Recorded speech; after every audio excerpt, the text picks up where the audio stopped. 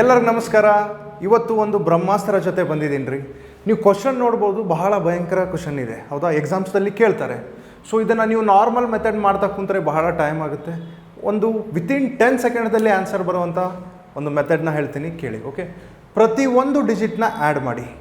1 + 1 2, 2 + 2 4, 4 + 1 5 whole square ಆಗ್ತಾನೆ, 5 whole square ಆಗ್ತಾನೆ, plus 1 + 4 5, 5 + 3 8 whole square ಆಗ್ತಾನೆ, ಹೌದಾ? ಪ್ಲಸ್ 2 + 2 4, 4 + 2 6 ಆಗ್ತಾನೆ, ಹೌದಾ? ಇಂಟುಗೆ ಇಂಟು ಇಟ್ಟಿದ್ದೀವಿ. 1 + 2 3, 3 + 4 7 ಆಗ್ತಾನೆ, ಹೌದಾ? ಈಗ ಮತ್ತೆ ನೋಡಿ, 5 ಸ್ಕ್ವೇರ್ ನಿಮ್ಮದು 25 ಆಗುತ್ತೆ, 8 ಸ್ಕ್ವೇರ್ ನಿಮ್ಮದು 64 ಆಗುತ್ತೆ, ಪ್ಲಸ್ 6 7s 42 ಆಗುತ್ತೆ, ಹೌದಾ? ಈಗ ಮತ್ತೆ ಪ್ರತಿಯೊಂದು ಡಿಜಿಟ್ನ ಆ್ಯಡ್ ಮಾಡಿಬಿಡಿ.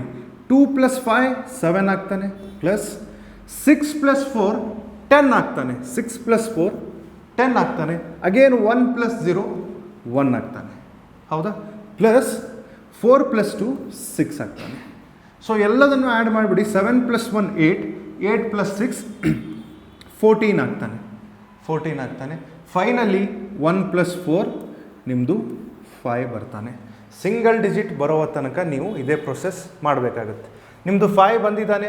ಈ 5ನ ನೀವು ಆಪ್ಷನ್ದಲ್ಲಿ ಹುಡುಕಬೇಕಾಗುತ್ತೆ, ಓಕೆನಾ?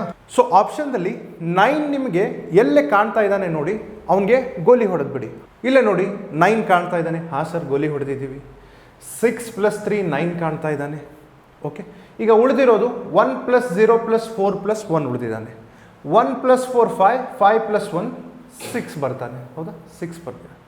ಸೇಮ್ ಆಪ್ಷನ್ 2ದಲ್ಲಿ ನೋಡಿ, 8 + 1 9 ಹೋಗಿದ್ದಾನೆ, 6 + 3 9 ಹೋಗಿದ್ದಾನೆ.